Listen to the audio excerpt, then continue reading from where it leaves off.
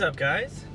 Today we're going to be doing a little vloggity vlog here for you guys in the Mustang. So if you guys watched Monday's video, then you would have seen Kevin's little intro and how noticed that we didn't really do an intro with that video. The reason for that is because Kevin accidentally deleted some of the footage. We kept most of it. We kept the exciting part, which was the exhaust install.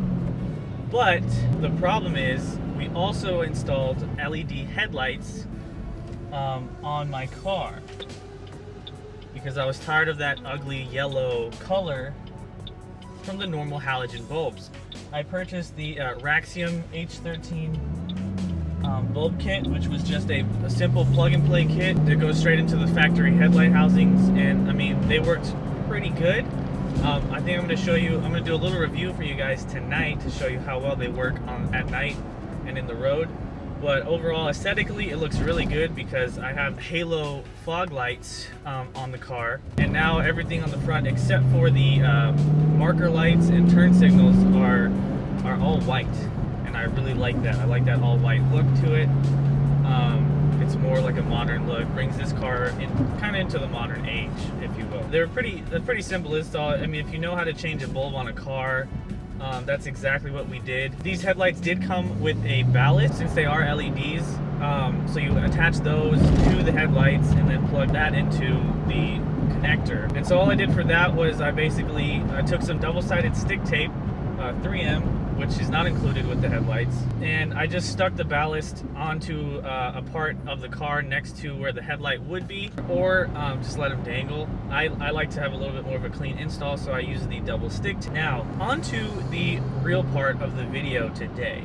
January 9th, which is, I guess, marks the first day of the Detroit International Auto Show, where a lot of the big automakers are going to debut a lot of stuff. And today at 9 a.m. Ford held a press conference, and I guess they released that they are bringing back the Ranger to North America, and are now going to they're bringing back the Bronco. So these are two, I think, light duty trucks. If you remember what the Bronco was, it was basically a small version of an F-150, and basically was built it was like an SUV, a real SUV, a sport utility vehicle that was really good off-road. It had the V8, it had everything. So I would assume that if Ford is going in the direction they are with the Raptor, I would assume that the Bronco will probably have maybe the same motor as the Ford Raptor, but be basically a tougher SUV. So a real like off-road capable SUV that's maybe a little bit more luxurious than something like the Expedition or the Explorer, but you know, more capable and maybe more luxurious, something like that, but probably with an EcoBoost engine in it. I would like to see the V8, but seeing as though that they basically did away with the V8 for the Raptor, I would assume that that's where they're going to go as well. Now we come to the Ranger. Now the Ranger has never gone out of production, I guess, in Europe and the UK. They've kept it, and it's actually become quite an off-road capable machine.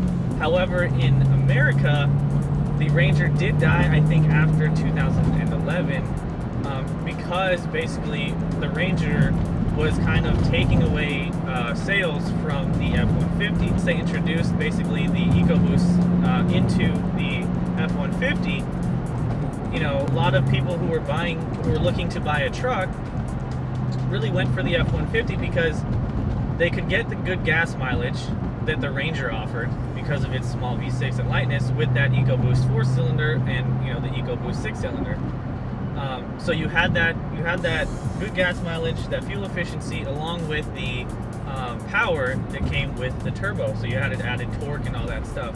And so because of that too, if they were going to spend that much money on a truck, they would rather go with the F-150, which is bigger and can, you know, is capable of hauling more stuff.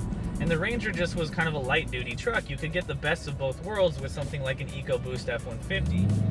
And so Ford saw it as basically, it was kind of splitting their sales by just having the Ranger exist. So they kind of did away with it and basically brought the F-150 down to, if you base model F-150 was basically the same as getting a Ford Ranger. But then with the success of the Colorado and Canyon, the Chevy Colorado and GMC Canyon, you've got like the new TRD Pro version of the Tacoma. These light duty trucks are kind of making a comeback here in America. I mean, a lot of people like them. They're cheap. It's an easy way to get into a truck, especially if you live in a city and metro environment where, maybe having a big truck is kind of tedious. It's kind of hard to drive a big truck around in the city because of, parking spaces are so tiny now and all that stuff. And it's hard. The F-150 you've seen in our videos, I mean, it's hard to park that sometimes because parking spaces are so small. It's hard to even fit in one and then get out, and you're worried about door dings and all that stuff. These lighter trucks give you the versatility and utility of a truck by having a bed, by having, all that stuff. They're capable of going off-road if you want to do that. But they're also small enough to where they can handle the city life. So it's almost, at least for the metro areas, they're really good, they're really well suited for doing things like this. Now if you live in the countryside or, you use your truck for work, yeah, you're better off getting an F-150 or the F-Series Super Duties, which basically are catered for the working man. They're really there for these rough, tough environments for like construction, farming, ranching, all that kind of stuff. So if you have that in mind, sure, that's a good idea. That's a good investment to go for the bigger truck. But if you live in the city, maybe you like a truck to go off-road, or you like to, you need to haul some stuff every once in a while. The Ranger, Tacoma, Cayenne. I don't know why I keep saying Cayenne. The Canyon and Colorado are really the ticket. And now, you see the sales of people wanting these Rangers now. I don't see many on the road because, their quality was pretty terrible back in the day. But now they're a little bit better of a truck.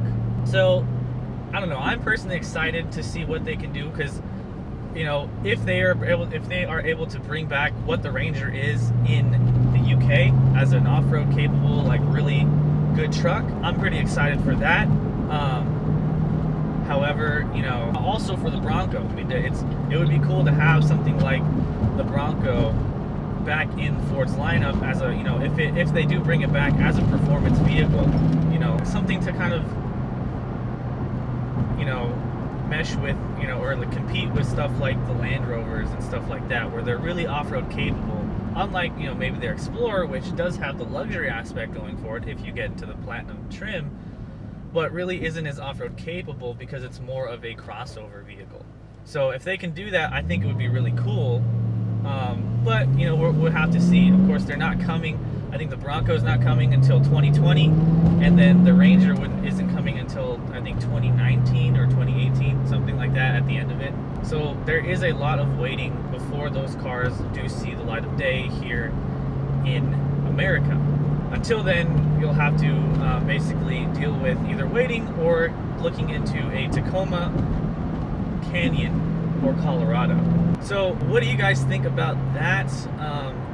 What do you guys think about those two trucks being brought back to the States? Are you excited for something like the Ranger to come back and the Bronco? Do you think that it will be a successful innovation for Ford, or do you think it will fall flat on its face because a lot of people maybe aren't going for SUVs at the moment?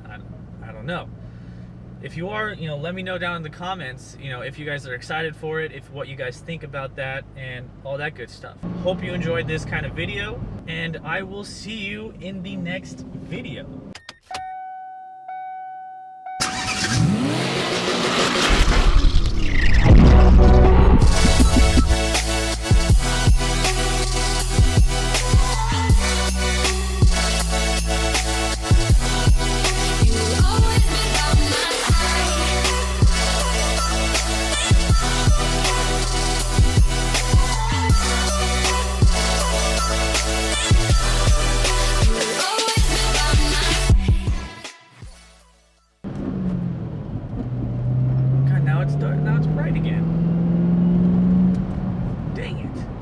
Try it again. Let's minimize it a little bit. Just there. How's that? Is that good? No, it's still bright. I am overexposed.